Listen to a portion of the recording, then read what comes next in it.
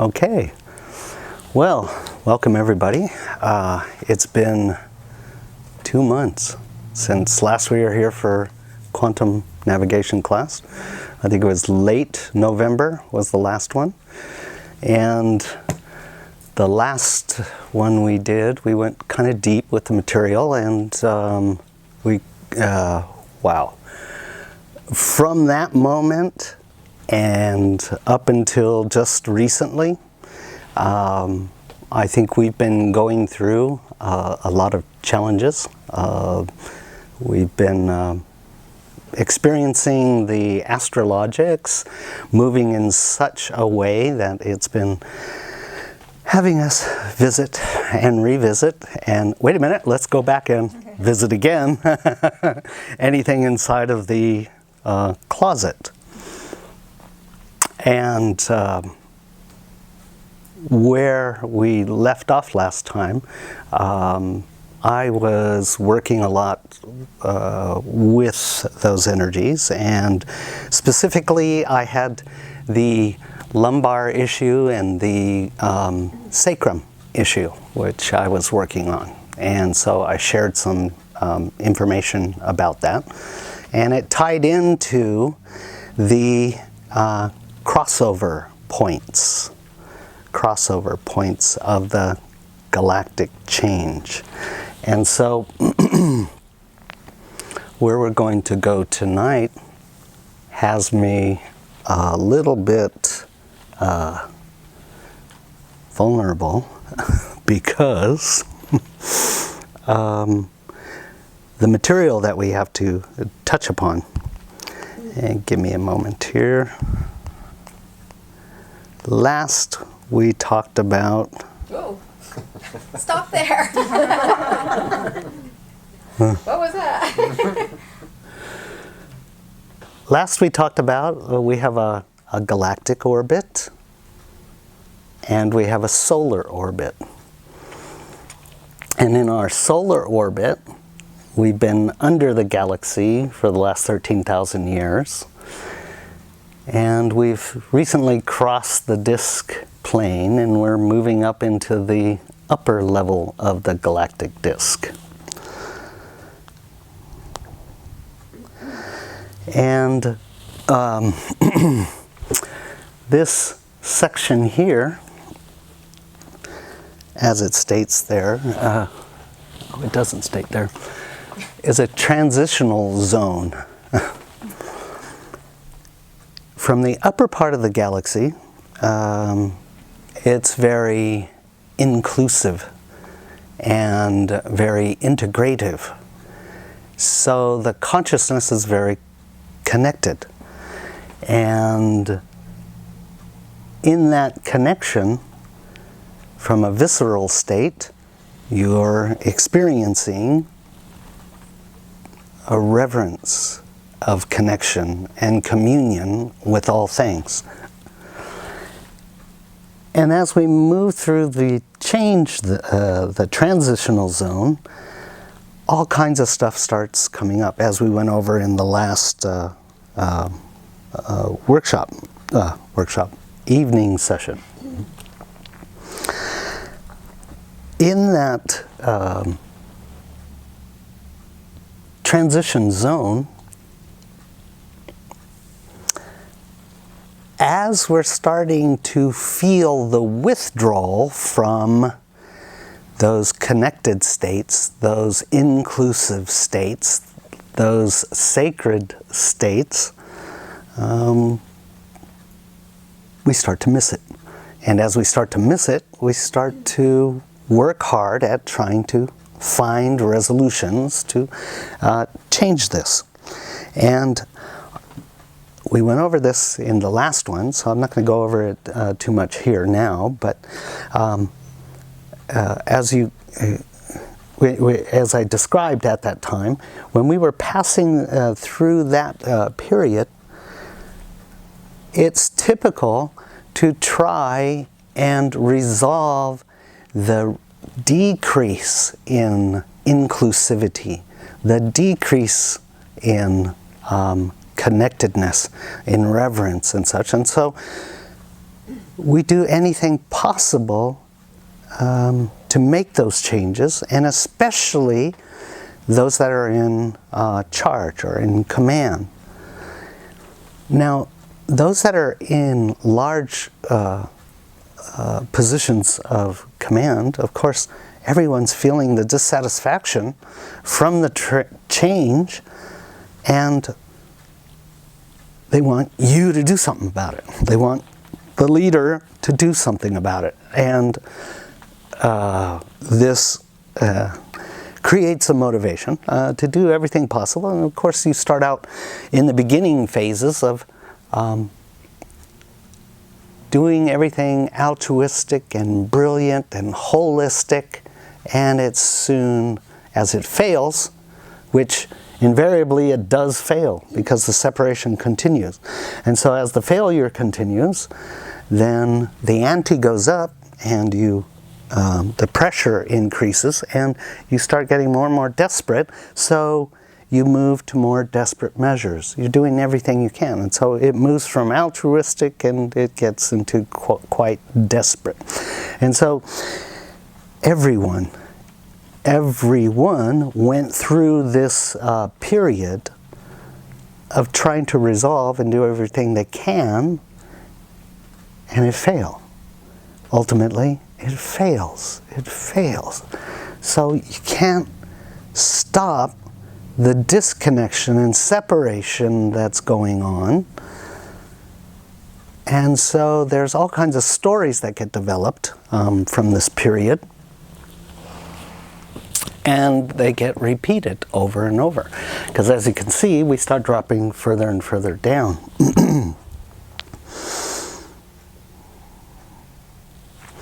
And I showed in the last one how it works on the, if we were to look at our geometric structures, internal structures,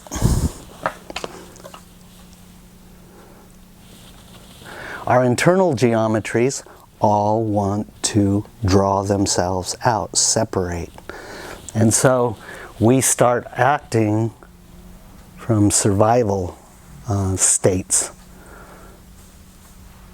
We separate out of these very inclusive states and start modeling our behaviors, especially as we drop into the deeper and darker periods in our 13,000 year galactic cycle of being in the separation consciousness. So as we started this period,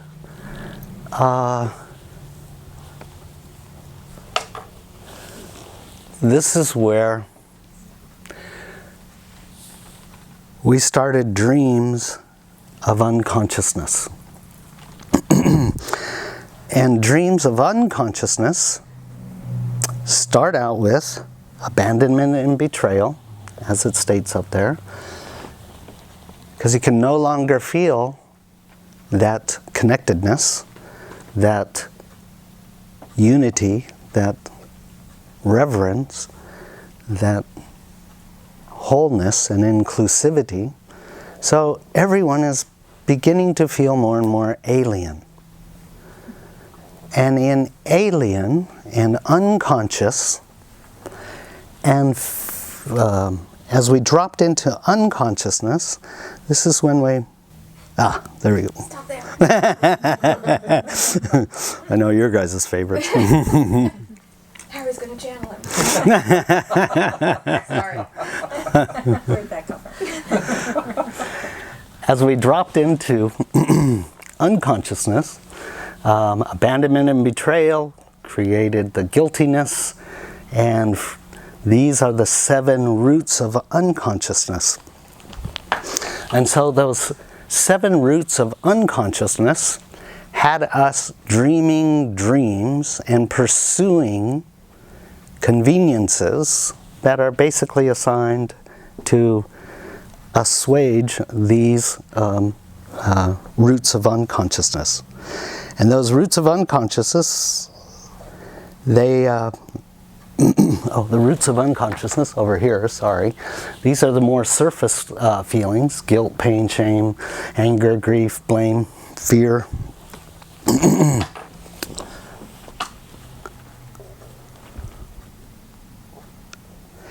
And so all that time that we were moving under the galaxy,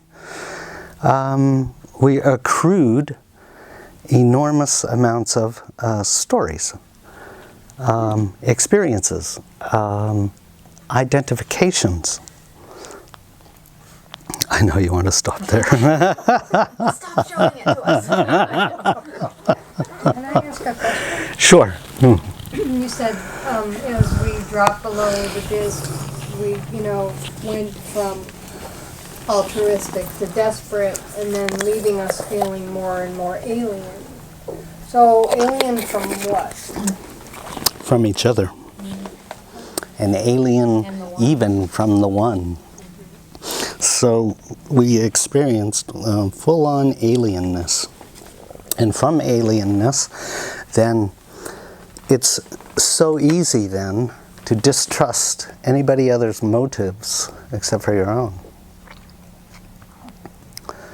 And so we have a whole bank then of history and identification with pursuing these belief systems based on the 7 roots of unconsciousness. And so as we went under the galaxy and we went into unconsciousness and we pursued separation consciousness, each time we experienced trauma, we're actually validating our being as being pretty negative.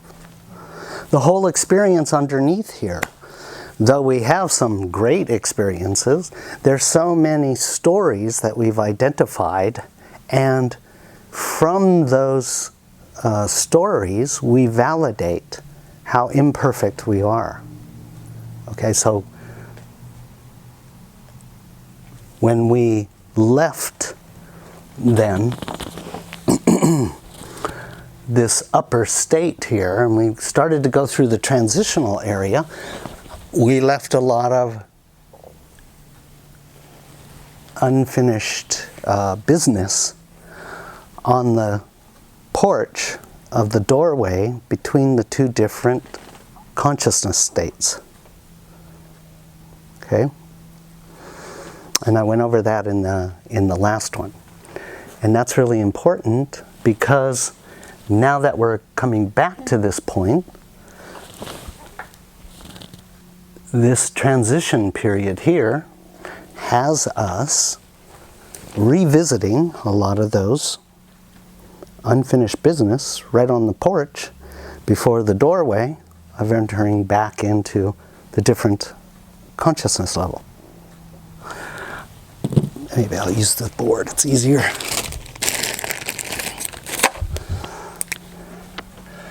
If this is our galactic plane,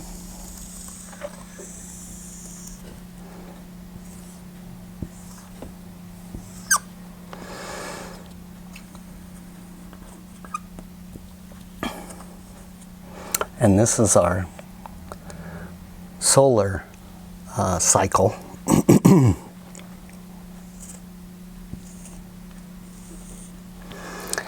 underneath the galaxy, the energy, as you already know, is toroidal.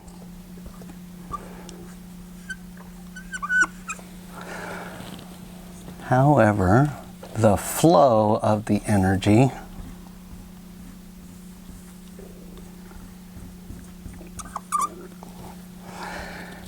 goes this way. And so here, this is separative.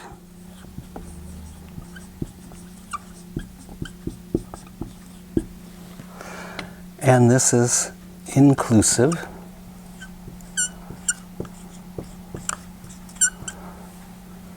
And integrative.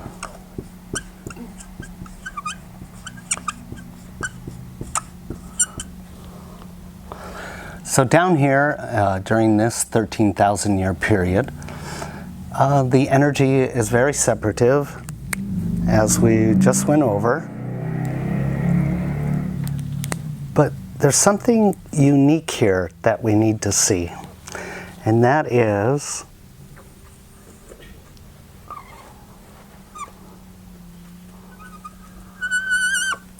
it's a battery.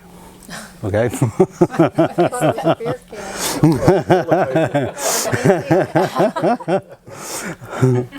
Which way does the electricity flow?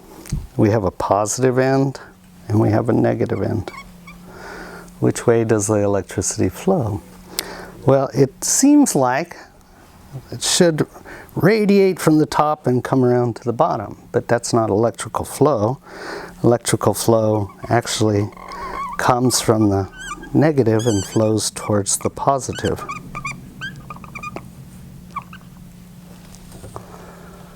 Okay? So here, this is separative, and it's generally masculine, because in this state down here, we're predominantly using our intellect to interact with reality and each other. It's not like up on the top, because up on the top, boy, we're just open and we're feeling each other. We know each other's heart as we get in proximity or anywhere around the world. It's so inclusive and so reverent that you're connected. But down here, it's all separate. And so, down on the bottom here, even though this is generally speaking masculine,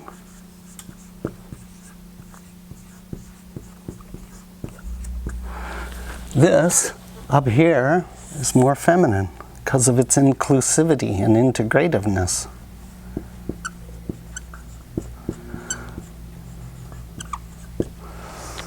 Okay? Follow? So, like the battery here,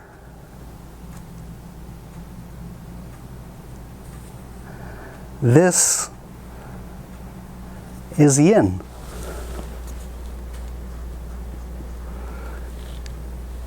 And this is yang. And so if we took this battery then as the individual and we ran it on this, we kind of have a, even though this is masculine, we have a feminine, a yin. You see, because you're putting the battery here, right? So it's in the flow. The battery polarity, this is feminine, but it's actually also masculine because it's radiating. It's transmitting. Okay? So what I'm trying to point out here is that inside of yin and yang, you have the little and the big. You have two flows going on. Okay? Follow? When the earth is here,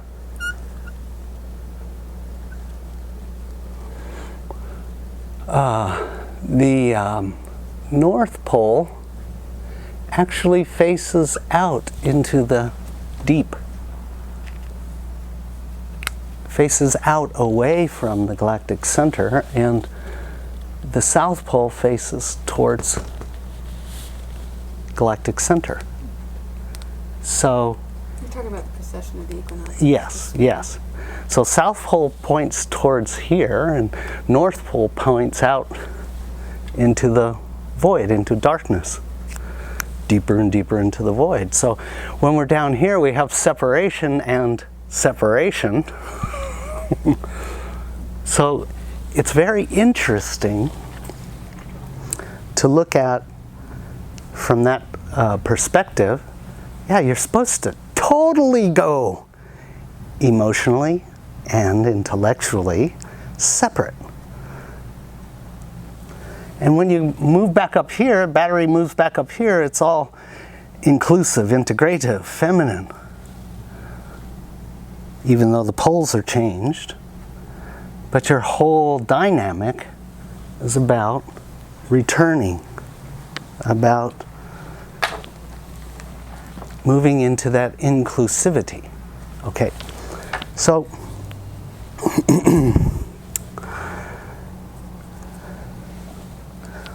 I pointed out here, this can be confusing.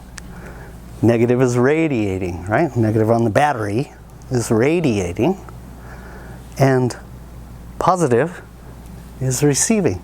Yet up here, this seems more, that's right, this is radiating and this is receiving.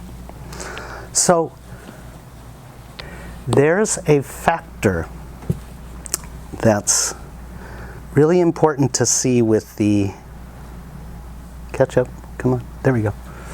Everybody's pretty familiar with the chakra system. Okay. Oh. It's a little slow. Everybody's pretty familiar with the chakra system.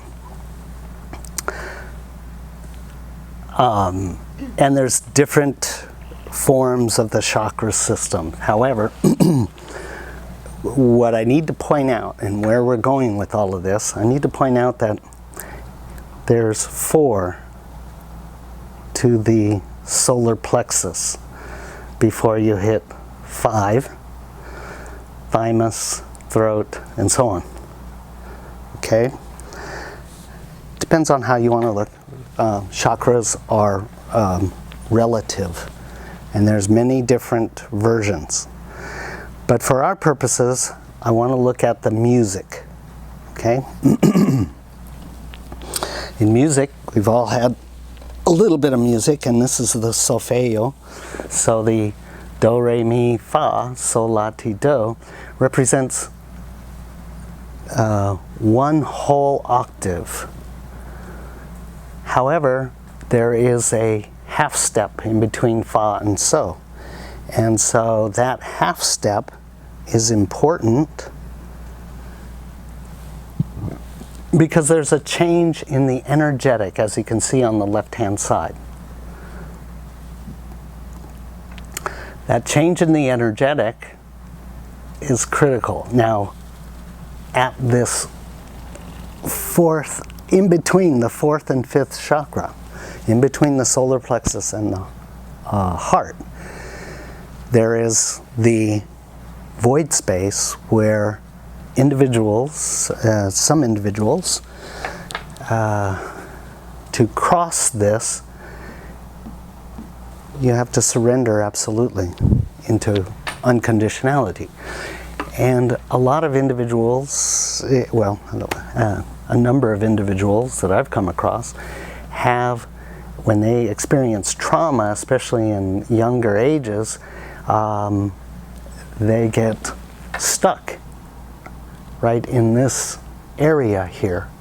And also inside of the chakra between, the solar plexus and the heart, this chakra center is astral in nature. And so our trauma and separation actually begins a process where we become so psychic. As a child, the solar plexus, or in between it, the solar plexus and the heart, gives you the ability to feel what state your parents or anyone that's carrying any kind of trauma or attitude or anger or rage, and you can sense where they're coming from. And so as a child, you learn how to change according to what you feel that person needs or wants or desires. So this is a very magnetic energy spot. Magnetic energy. Now, if we continued on, there's another one, and that center, either between the pineal and the crown, or the crown and above. Depends on what you're doing and who you are. But that center is different. That center is more etheric. And the etheric has you connected in with beings that are on much higher planes, much more evolved states. Now, in the solar plexus, in the magnetic, in the astral, there's gradations. And there can be very high refined magnetic astral beings. There could be very beautiful consciousness in that state. And that magnetic state is mainly connected with the Earth plane and the levels just around the Earth. So in the in the etheric plane, they can be universal consciousness. They can be collective consciousness. There's a whole big range, like Elohim, Seraphim, Ascended Masters, collective consciousness, like my wife channels, Germain, Andromedans. Again, there's spectrum. But this is more etheric. Okay, so there's two different versions that the human has in operation. And people are generally guided towards whatever they've come up from. And so the etheric bands into much larger frequencies and much more geometries. All the geometries become inclusive. So, this is a good one to show. Did you draw all of that? A lot of these, yeah. On Microsoft Word, which is ridiculous. I'm not good. I'm not very good, but I stick with it. But it's not a drawing program, that's my point. It's not a drawing program.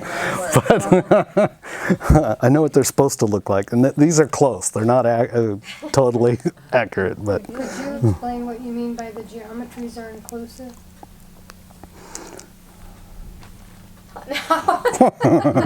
Well, you said it was more inclusive, so does that mean that we're ascending up from the denser levels of geometry to the more refined geometries?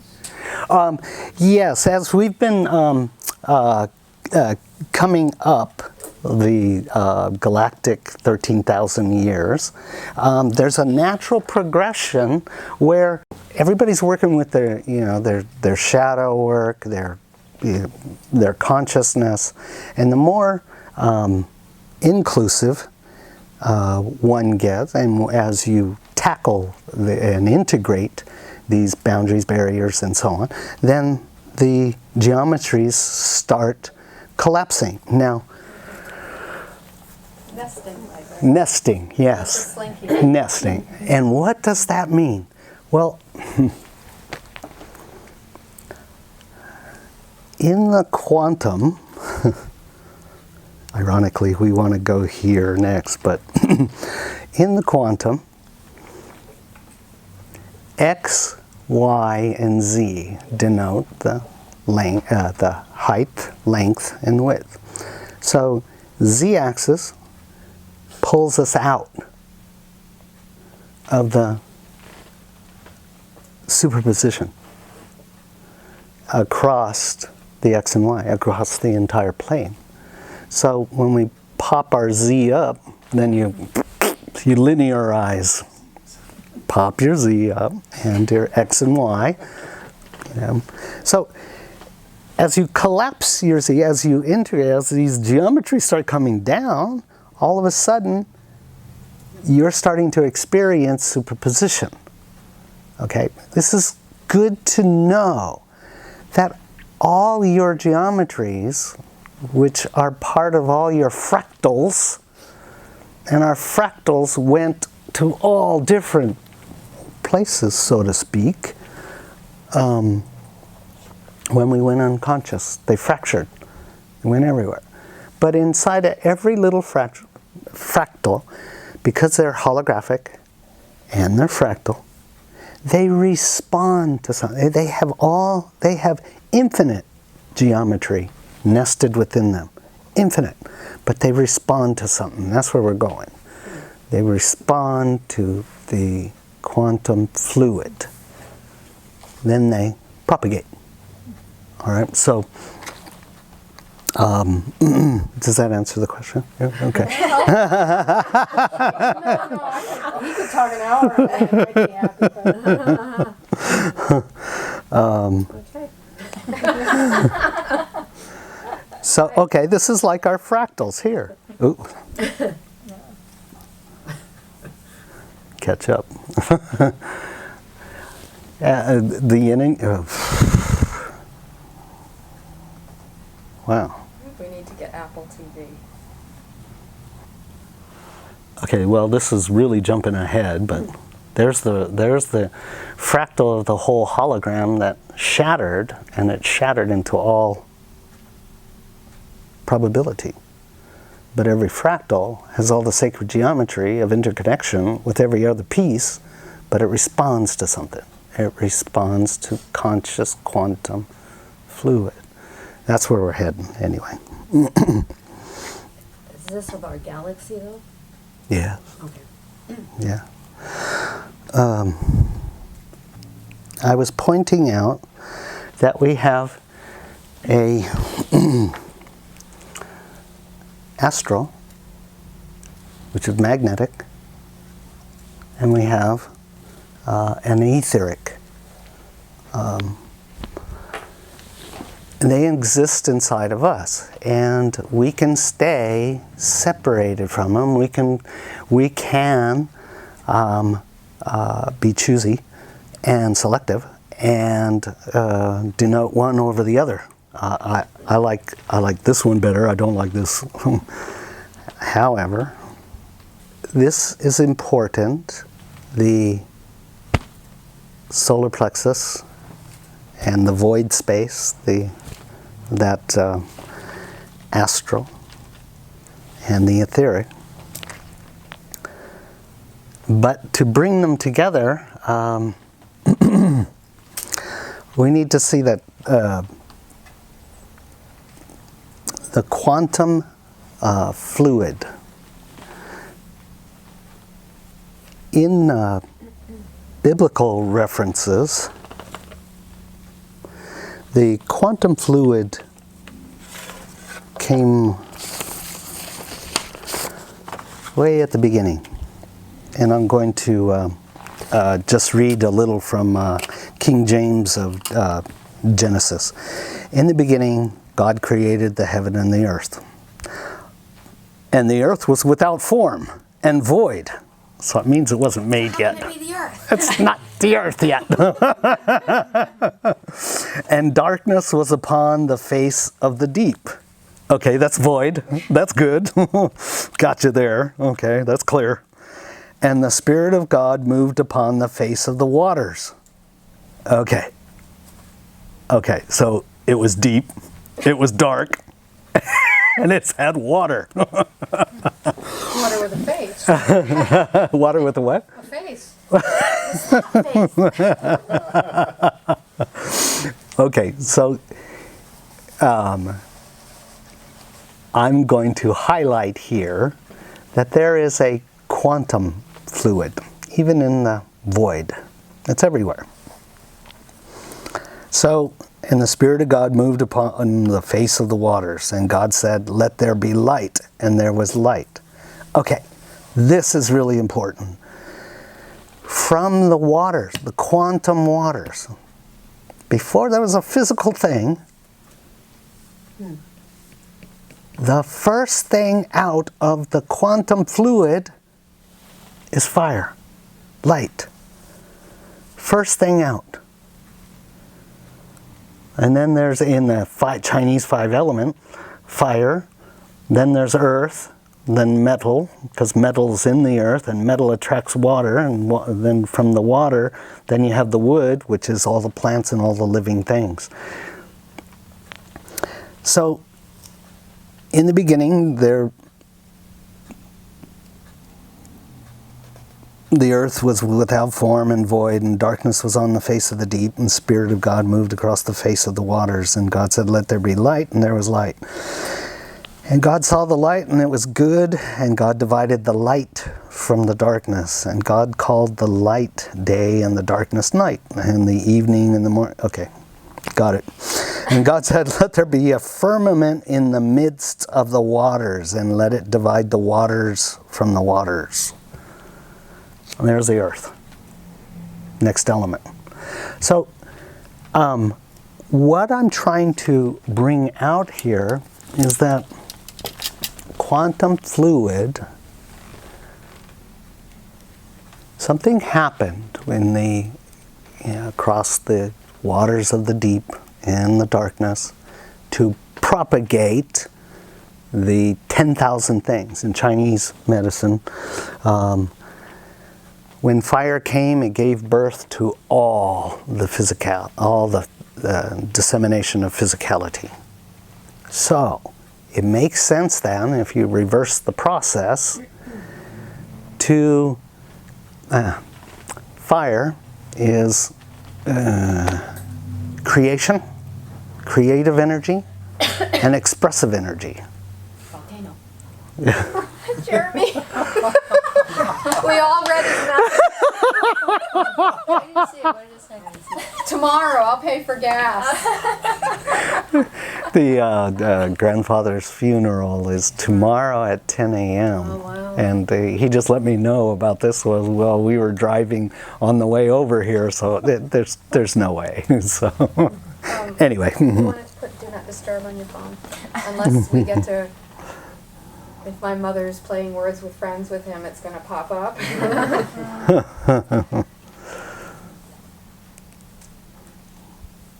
Well, I'll just go on. Okay, so the quantum fluid then becomes the essential element for bringing all the dissemination of creation back into and sublimation. So this draw, and this is the hard one, is the fire of creativity, fire of creation. To draw that back into the quantum fluid is difficult, a little bit difficult. Now, it has a purpose.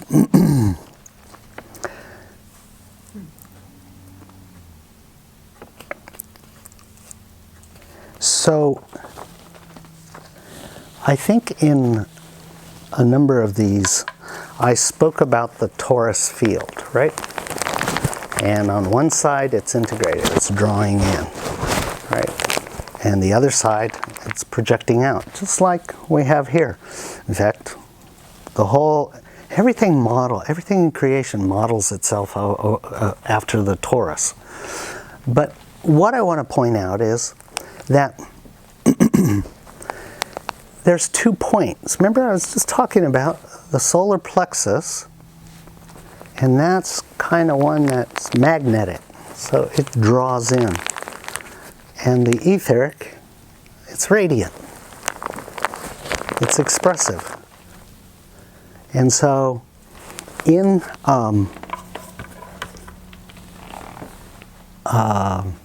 creation theory, when the void was created, we have the story of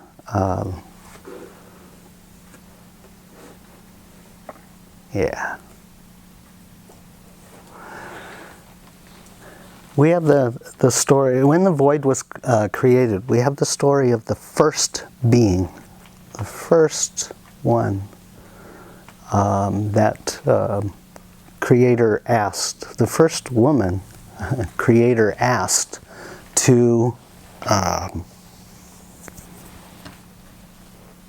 serve man.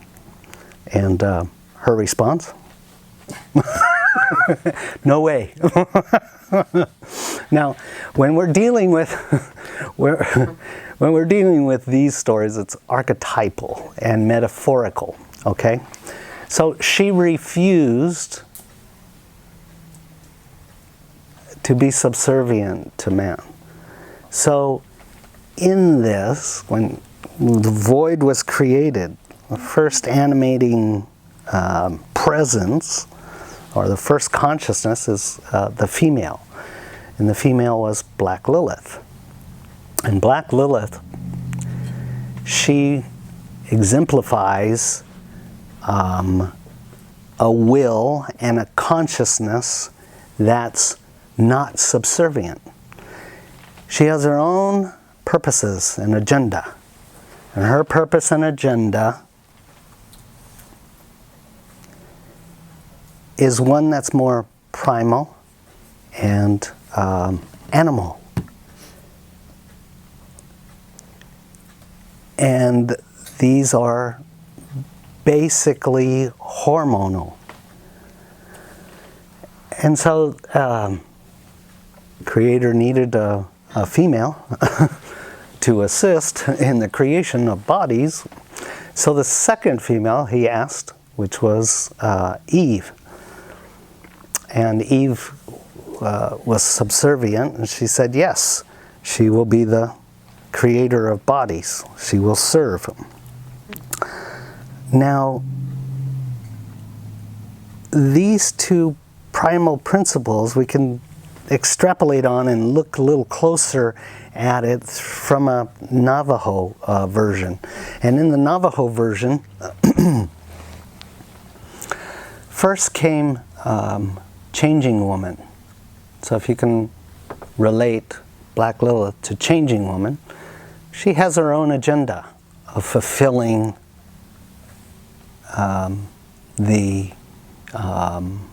as she sees, the separation consciousness, the primal consciousness, the instinctual consciousness.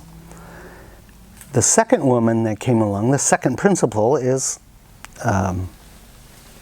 White Shell Woman. In White Shell Woman, she's really pure. All she wants to do is give consciousness a body. And that body, after the body is created, she wants to nurture it. So she has pure intention. So we have two different consciousnesses that are feminine inside of the void to assist in the creation of beings. Consciousness can occupy a body, and it has to be, because they're unconscious, they have to learn instinct, they have to have primal instincts and primal motivations, and then that graduates and evolves. Okay? So,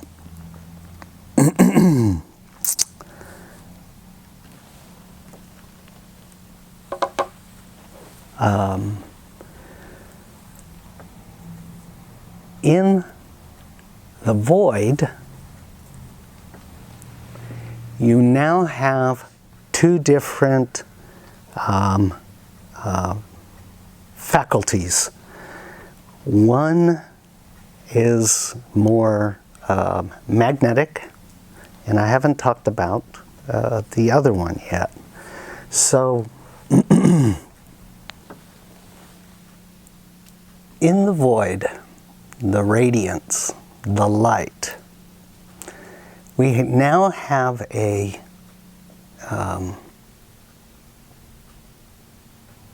facility. Let's take a sun, and the sun, it's as a source of radiance, it wants to light up the night. It wants to project its energy into darkness. So it feels really fulfilled when it can really express itself. And what it expresses itself most is in total darkness. So it feels it can stretch its muscles and give off all it can into darkness. Consequentially, inside of darkness,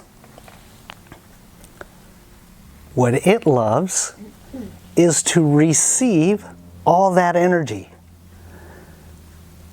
And it feels fertilized, it feels invigorated when it has light that it can embrace. It can do something and inclusively digest. And so light and darkness are two different principles inside of the void. Okay? Now,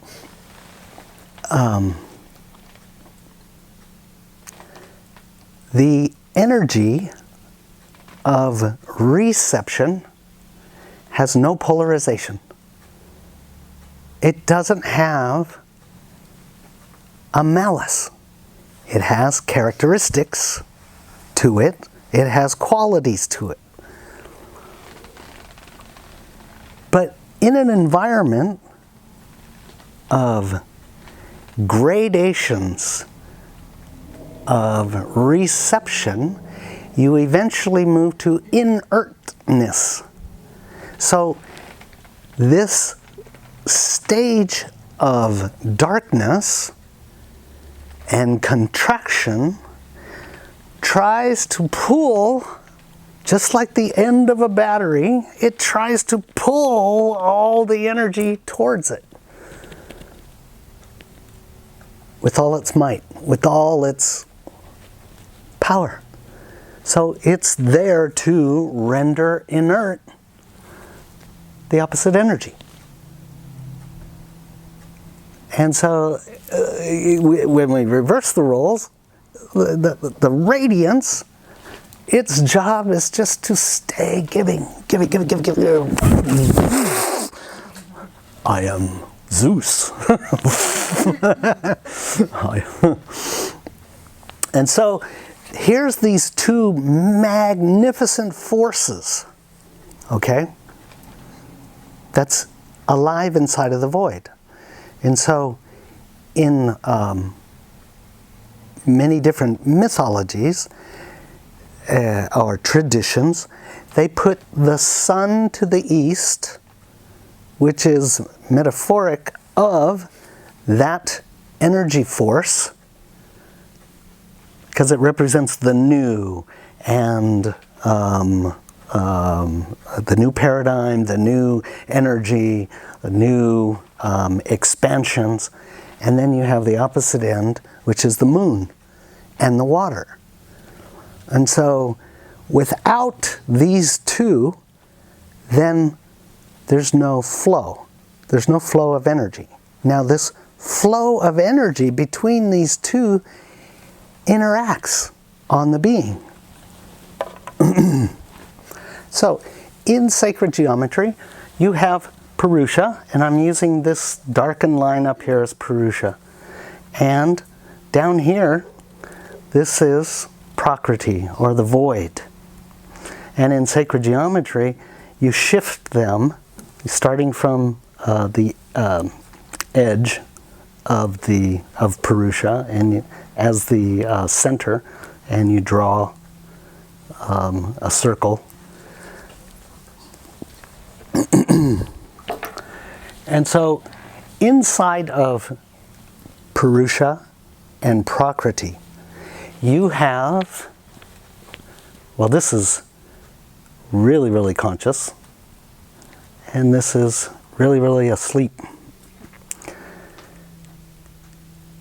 And as I was just describing, you have two zones here. One is the sun, and one is the moon, and representative of the radiance and the reception. The render inert, what is being transmitted. So,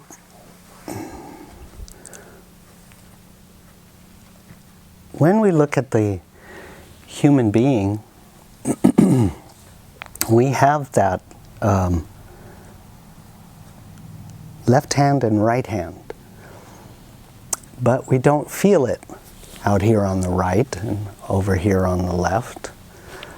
We feel it from the etheric and the astral.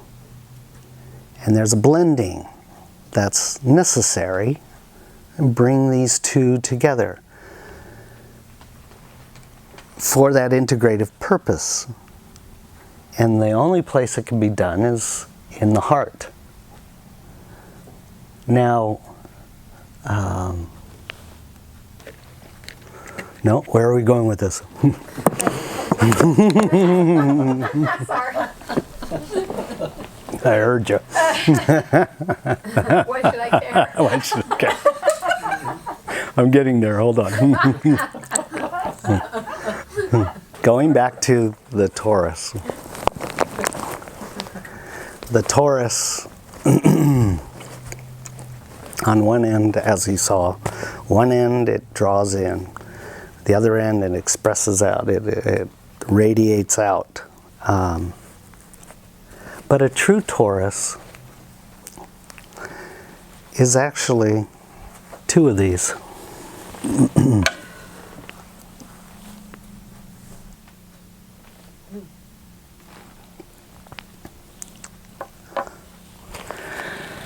And if we were to look at a photon, look at an atomic compound such as a proton and a neutron. If this is the proton, that would be the expressive one, the radiant one. The neutron, receptive one. But what holds them together is a very thin plane in between the two. That thin plane, like I was talking about, X and Y, when you collapse the Z, in between the two planes, there's the quantum. Now, in all of these evening sessions, I've been using so many different models in so many different ways to try to communicate that no matter where you are, there's three components. And those three components are your singularity at the core of the heart, your source, and the observer. And as you work through the different stages of shadow issues, the field, the torus field of your observer starts growing in size. And so your capacity to see yourself, no matter where you are, because each of us are in the center of all creation, always. No matter where you are, you're in the center. But all the work we've been doing is about trying to not just identify with the character, but identify with the three elements. Those three elements are the source, the character, and the observer. So the character is kind of like the proton and neutron, the first things that comes out of the quantum. The quantum field can be infinitely thin, just between the two. Singularity is that round ball sitting in the center, which I've described on a number of occasions being right in the center of your heart, and that locates you at the center of it. Each one of us is the center of all creation. So as you invite yourself towards the singularity, you find the infinite film, you have the proton and neutron, which are the character. So inside of you then is the way, the Taoist, those of you that went to the Taoist workshop, the Taoists say the only place for integration in all of creation is right inside of your own body. And so what I'm pointing out here is that as you take the point of surrender and move into the flower, no matter if it's the one that's drawing in or radiating out. Even if it's radiating out, you can still spiral into surrender, come to the singularity, and in the singularity, remember the 5 elements that I was showing earlier, to draw those elements back into that quantum fluid enables you to experience, well, there's gradations of quantum fluid. It's the fluid can be white, whitish blue, golden, and diamond clear. And that space is critical then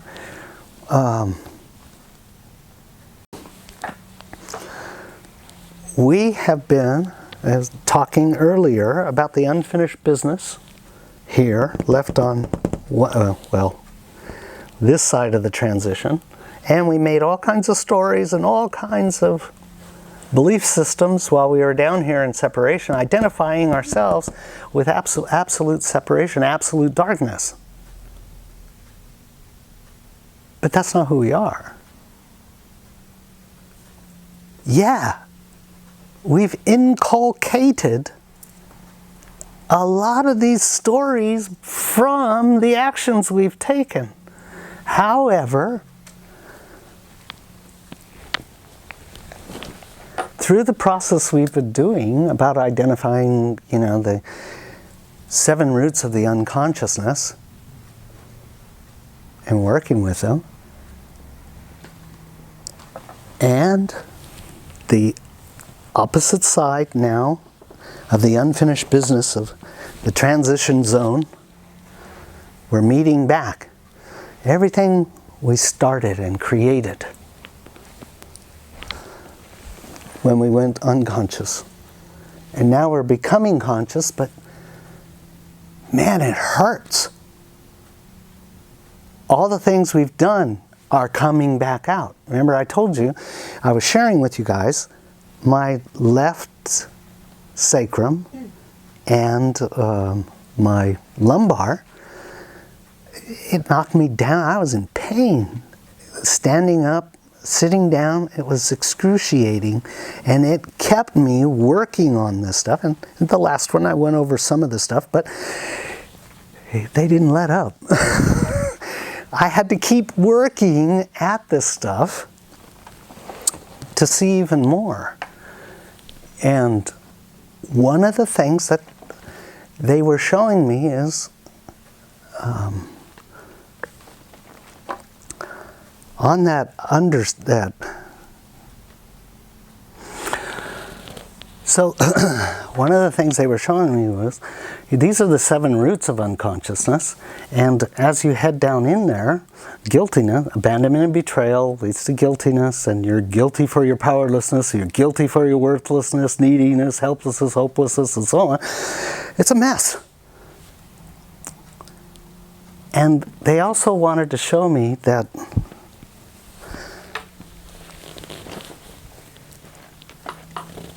you've experienced a polarization of the umbrella, the bottom of the umbrella. And I thought, well, what's the bottom of the umbrella? And they said, well, the central core, the central one, you need that being to hold open the central, the central of the umbrella, the central pole, thank you. Central pole of the umbrella is Black Lilith. She holds open this voidness. So she is a consciousness, and yeah, the qualitative reaction to that level of inertness causes polarization. So as a physical being, identifying with physics, then you can't escape her magnetic attraction, and so you polarize who and what she is with all of whatever's going on inside you. All your unconscious belief systems. Ron, Yeah. what do you mean by unconscious belief system? In our unconsciousness, we polarize, either polarize positive or polarize negative. In the polarized negative, we can associate all kinds of projections onto what we feel is detrimental to us. Because we feel powerless in this situation, we'll project. It's them, and they're evil, and they're da-da-da-da-da-da. And these are all denotations, polarizations, stories that are actually only you. So as a field effect, it's neutral. It's an inert pole. Yes, it's powerful. It's powerful if you identify with the physics. But all the work we've been doing is about re-identifying ourselves not so much with the physical body, but with the source, observer, and character. So we're taking our roots out of the character and all of the belief system. So if we take the belief system that I'm only this thing, then the physics of the reality start to change, and the metaphysics start to apply themselves, right? So under extreme gravitation, or extreme magnetic, what do? Under extreme magnetic influence would probably put you into a magnification of obsession. What are you obsessed with becomes the equivalent. So this is a test band, a frequency of test band, that much magnetic energy, and it's helping you identify, oh, watch how I polarize here, watch how okay, oh, I'm identifying with the physicality. Remember the, what was that, the Waterloo incident that I spoke of in one of the videos, where my worst torment was when I was 5 years old and my dad did all of those things. And when I was ready to integrate it, I went back to that place, because it's always there. I went back to that place, and as I took back all the impressions from that time, took back all the belief systems and all the emotions that went to, all of a sudden he turned into light and the whole room changed and dissolved, right? Same kind of thing. These are test litmuses. It'll go away in a minute. So Black Lilith is one. These are poles of consciousness, magnetic. What do you think those others are? Go ahead. I just want to ask, related to Barbara's question, she was asking what is the negative belief system? And from what you're saying, my understanding is it's the ones that we carry energetically, but we don't know intellectually. Yeah. Right? Very good, yes. I had a lot of practice finding that. So even though we don't intellectually understand all of our belief systems, they energetically affect us. Huh. And we're not confronted by them until we're ready to work with them, basically. But you can see their ripples in our life. But when you're ready, the ripple becomes a tidal wave. Confirmation. I don't know why, I just felt like... Well, thank you for that. And so this ties back to the magnetic, the astral and etheric. It's time to bring both of those together because we're ready to face bottom poles. And these, if you could imagine, what would those bottom poles be? They're consciousnesses, remember? And they don't necessarily have an actor. They have a realm, a pole. And so I was, as I was processing my stuff, it opened up the door and I had to stand before Black Lilith. And I remember in my past, I wasn't ready. And I faced that pole, and that pole was so huge and so magnetic. I was just this little being, I was in the observer and I was watching, but I was panicked. And there was this huge pole of energy, and it was so magnetic, and there was souls, some dead, some alive, on it. And I was being drawn to it, and I was freaking because I couldn't get out of the magnetics. And then I called Archangel Michael, Michael! Pulled me away. And I wasn't ready at the time. And as, my hip and my sacrum were forcing me to go back here. I said, you're ready now. And I got to meet Lilith, Black Lilith. And she didn't have any pull over, because I wasn't identified in the physicality. I was identified now as the metaphysics. I knew and experienced and have built, the experiential foundation of going into the quantum so many times and identifying with your everything. You're the observer, your source, and you're the proton-neutron that creates the relative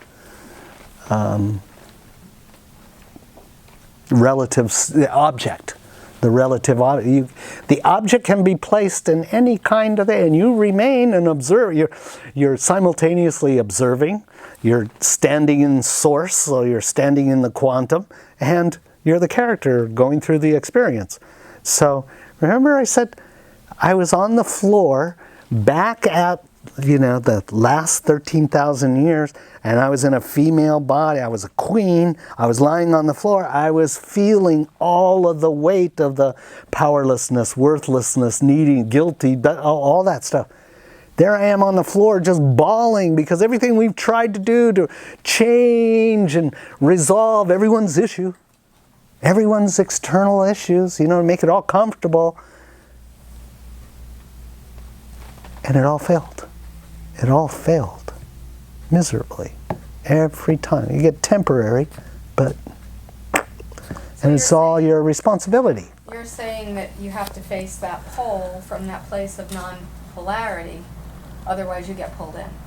From non-duality, non-polarity, but also understanding and experientially. So this is where you need the magnetic and the astral and etheric unified together back in that quantum fluid. So as you're sitting in I was just showing the two toruses, you're aware of your singularity. And the thin film is source. Source is quantum. It can be micro thin, but it's still source. It gives the power that keeps those two opposites together. And so right at that place where your singularity, you're afloat in the quantum. So, and you're the observer, keep surrendering. Doesn't matter which side.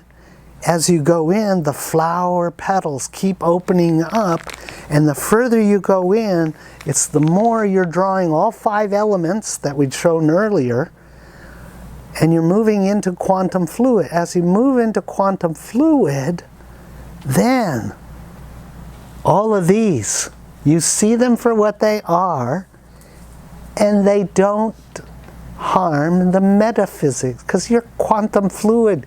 You're so in the fluid of absolute love that these poles, they're nothing to you, because they are you. And eventually we have to face those things inside of ourselves and find peace with them and put them in their right place. We integrate the 7 roots of unconsciousness and the 7 deadly sins, or 7 cardinal sins. And you can't stand above them until you're so, you've experienced doing them all, so you're pretty humble. And it's that humbleness that allows you to move into the vulnerability, and that vulnerability takes you always deeper into the quantum. So it's that fluid then.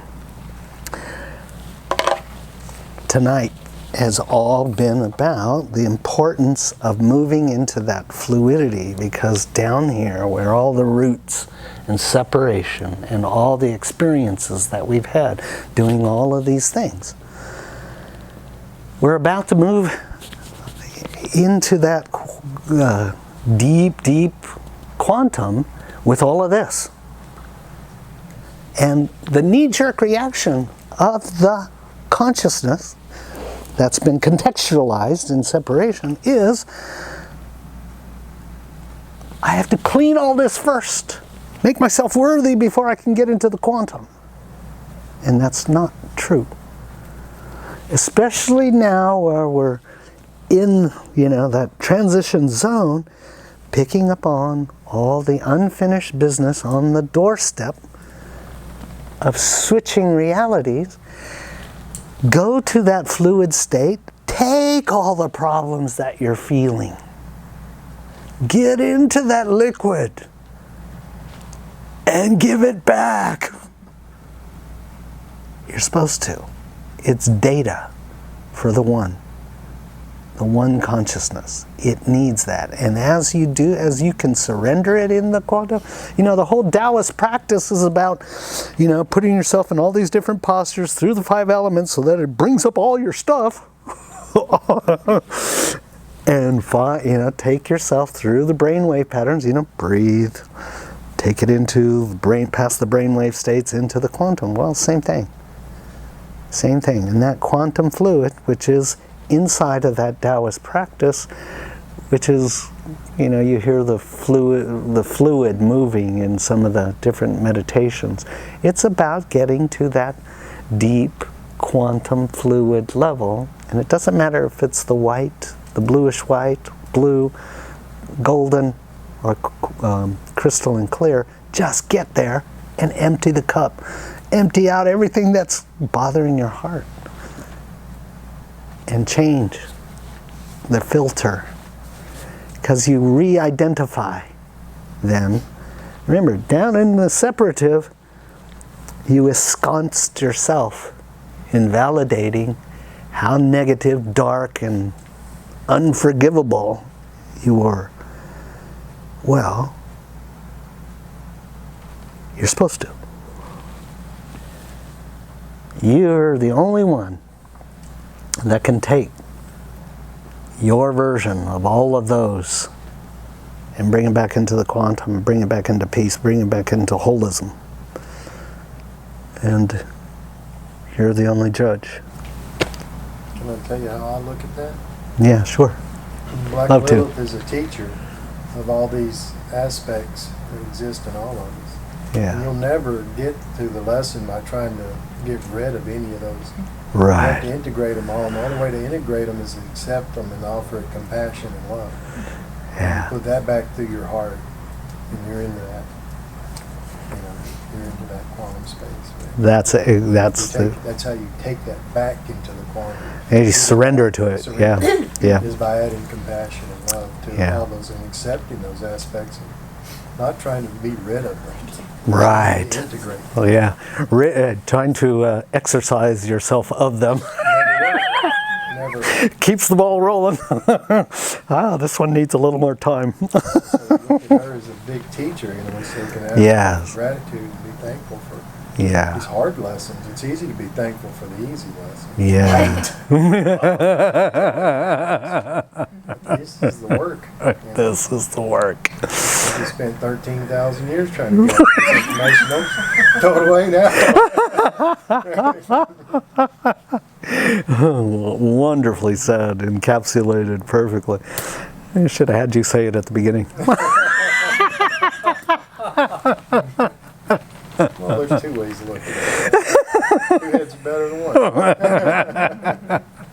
Even if one of them's mine.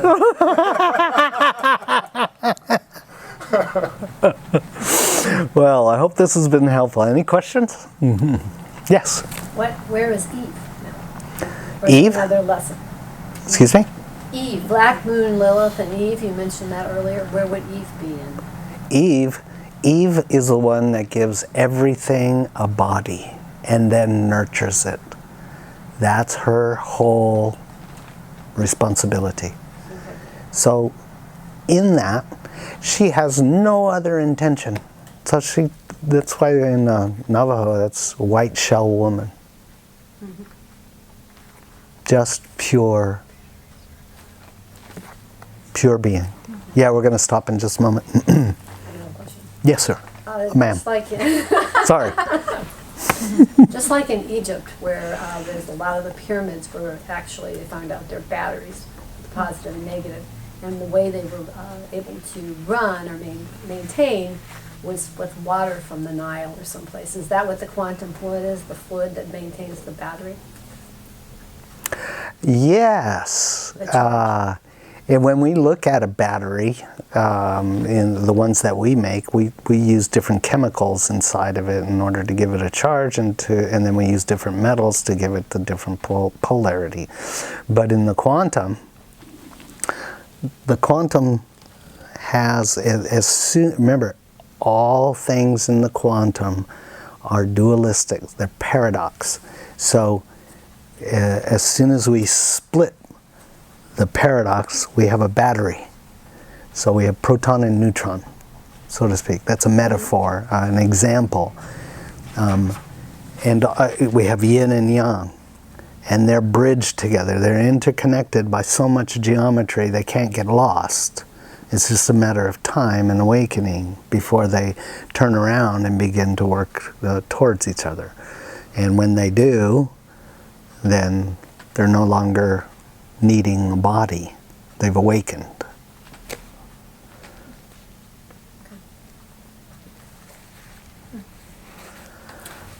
Yeah? And this is why it's so special to be a human Yes. Yeah. in life.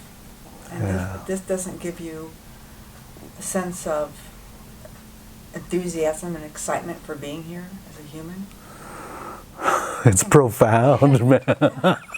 To see all of this stuff going, and to see how much it's all in us. It's all in I've done all us. this crap. Yeah. I was asleep until age 42. Because I was allowed, or I allowed myself to experience all that. All that. Yeah. All those behaviors. Yeah. And now I see it's not good or bad. It's all love. Yeah. Yeah. Well, not knowing that all these parts and all these plays and all of these conditions and even judgments and so on, where they go and what they're used for on this larger scale, without seeing and understanding that, the trauma, you can look around and see. I just saw on the news last night, one guy was backing into a parking spot, the other guy got pissed off and shot him, killed him. What? Yeah. But how many times have we been around the whole 26,000 year cycle in order to see it? Like I said in the last one, you can't see it in one go round. It takes a few. But now you can see what the investment is worth. I appreciate myself. I've paid a lot in pain and suffering to earn the realization. Can we get off the carousel now? I like what you had in quantum the other night. Which timeline would you like? That was her fever, not Yeah, it was that one she was in her favor. quantum fever. All right, we're going to take a short break and then we'll do the meditation. All right, so let's get ourselves comfortable, allowing your awareness and attention to have full permission, letting go of the day's events.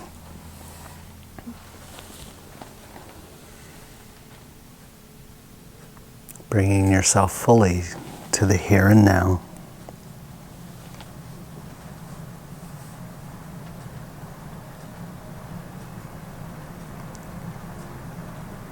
Let each inhale invite yourself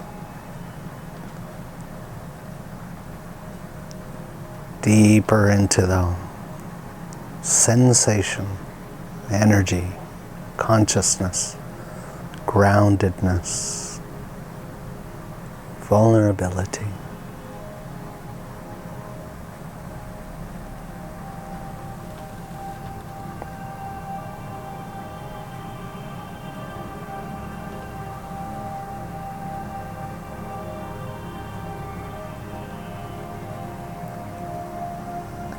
Let that energy, consciousness,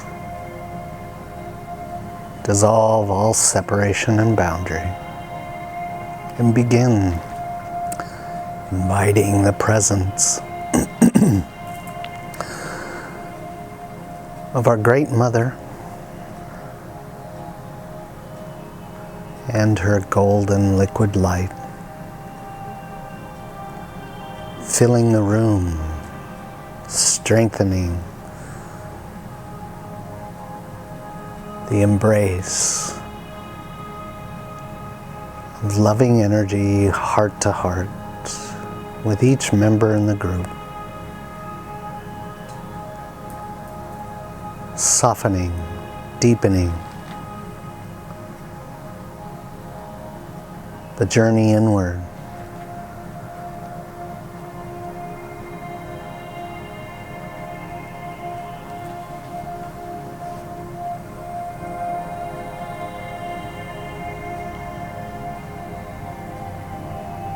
And as you integrate with the Mother's energy,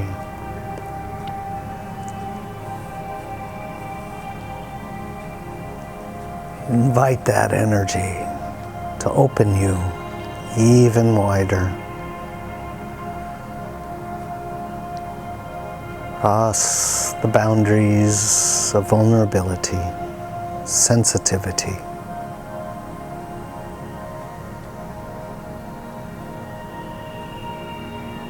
awash in the loving support of inclusivity of each member here.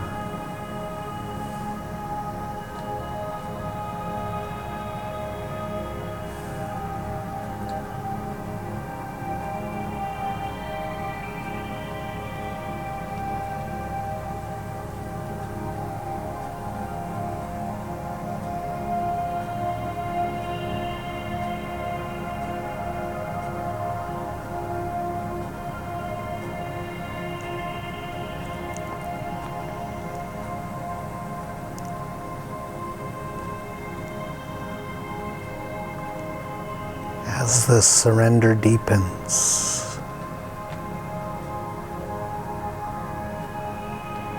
vulnerability increases, fine filaments of the heart's sensitivities reach out.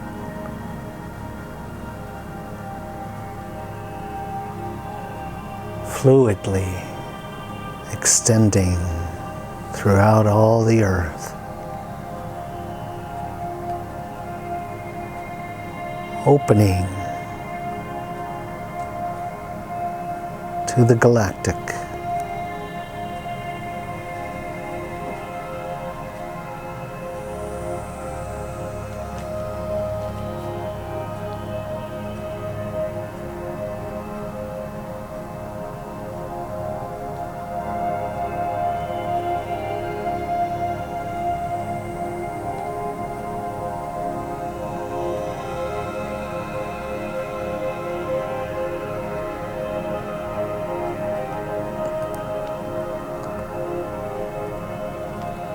As you integrate the galactic, allow your navigator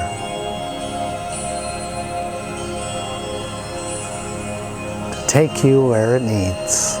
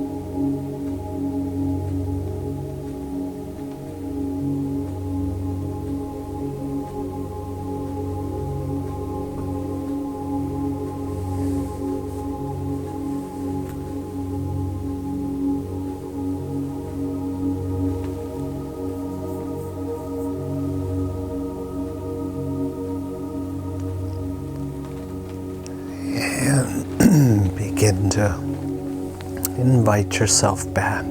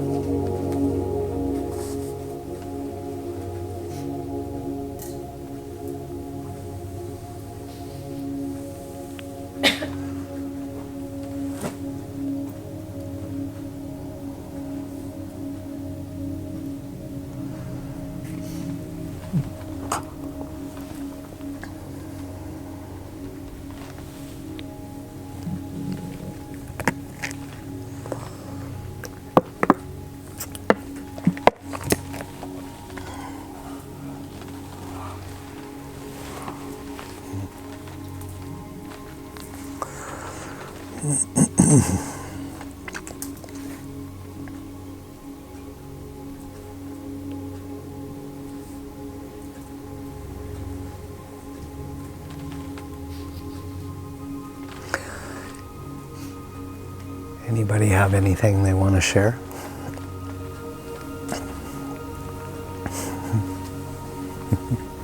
Holy moly.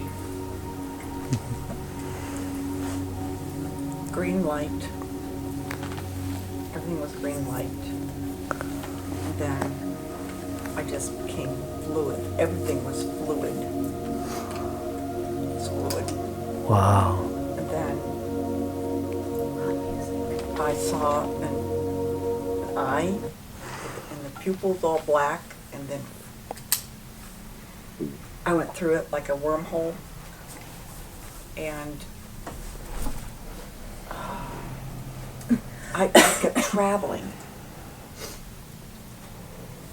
through, Earth was gone, everything was gone, just kept traveling, and then I was seeing all these, I was going through all these doors. If you can imagine, door. Just Fractals. Yeah. And what else? What I noticed also was my tongue went up the back, the top. Connected the circuit. Yeah. It was kind of hard for me because of these braces, because I started salivating. Anytime there's stuff in my mouth, I want to start digesting. So anyway, that was interesting. That went on for a while. And I was just being shown I was the moon, I was the sun, everything was all like, I was all part of it. There was no separation of anything. And then, because I think they were showing me so much, that then everything went kind of calm, and that was it. That's enough for tonight. Yeah. That was, Wait till you lie down in your bed. Wow. Wow.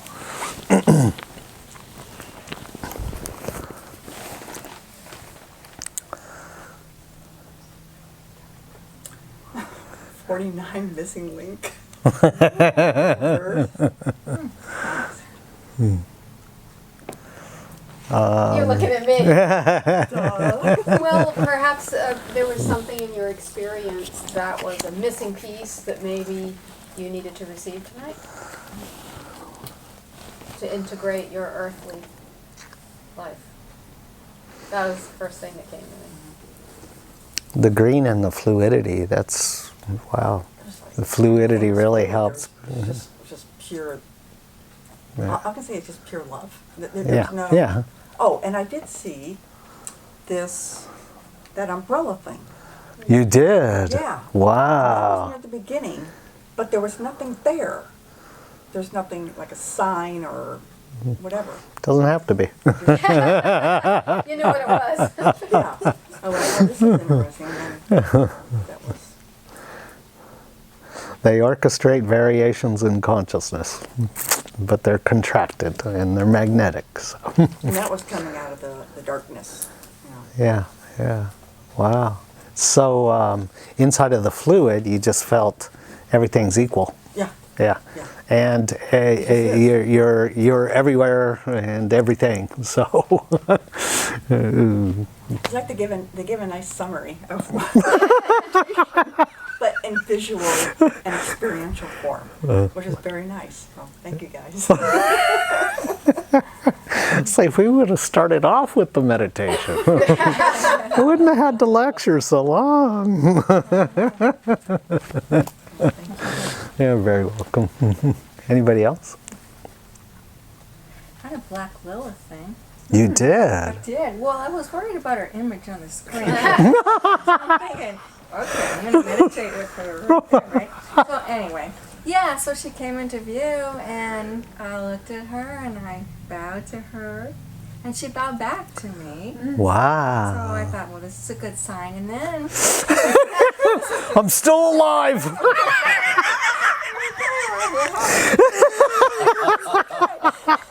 anyway, she started to spin off, and she spun, and she turned into a white dove. Wow. Which the white dove kind of, did the flying thing, which I became the white dove, all that stuff. But then, the white dove, then a blackbird came. So there were two, and then they Wow. turned into the yin yang. Wow. And so I sat in that for a while, and then after that I went to this white liquid light and all that kind of stuff. So, Wow. yeah. Inside of the liquid light, did you pick up anything? Any sensations, visuals? Well, usually it's interesting because I usually go into void a lot, and I thought this is interesting that it was just bright light, and it was just oozing of just liquid luminescence. Mm. You know?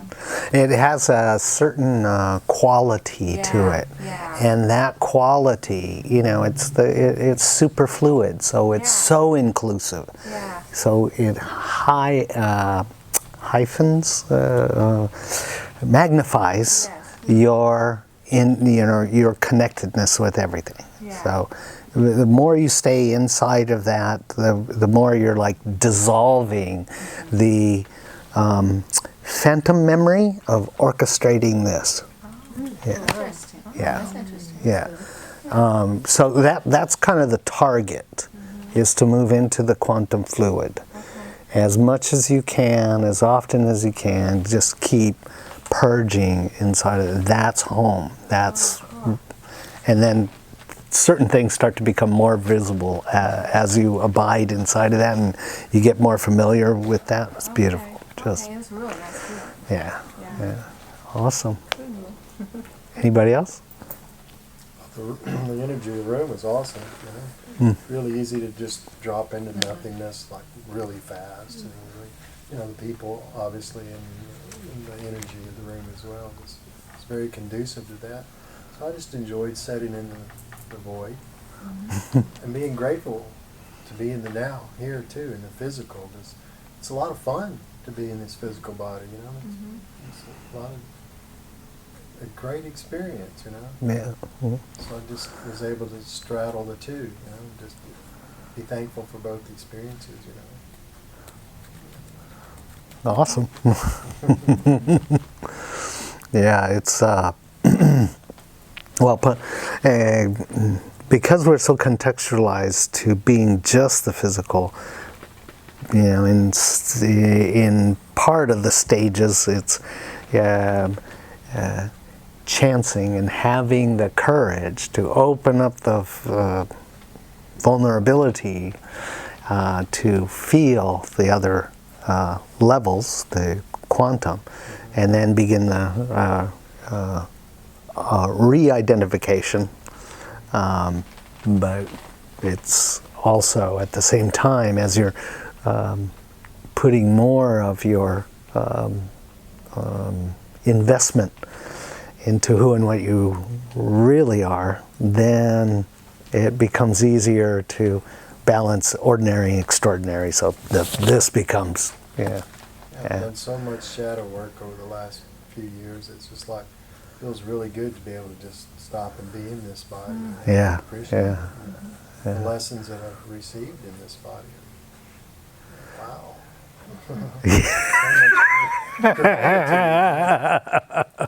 Yeah, enjoy the trophy for all of the payments. Hard earned. Yeah, I've since I went back and had they instructed me to go back and visit all those poles and integrate all those poles. The pain resolved, and so now I've been. I think in the last week and a half I've ran 6 times, 3 miles each time. So that's just awesome. And I've done horse stance twice since Sunday. For 45 minutes He's each time. enjoying So. that he's got his body. I got my body back, so I can really appreciate what you're saying. It's so good to be in the body. It's a lot easier to appreciate it when it's not hurting. Yeah. That's true. All right, everybody. Thank you very much. To be continued on Saturday. Thank you so much for allowing us to use your place for Saturdays. Very appreciative of that. So you haven't set a new. No, I'm going to be heading off to Japan February 18th for 3 weeks, and then we'll see what's happening when I get back. So maybe April, but not May because. Yeah, maybe April.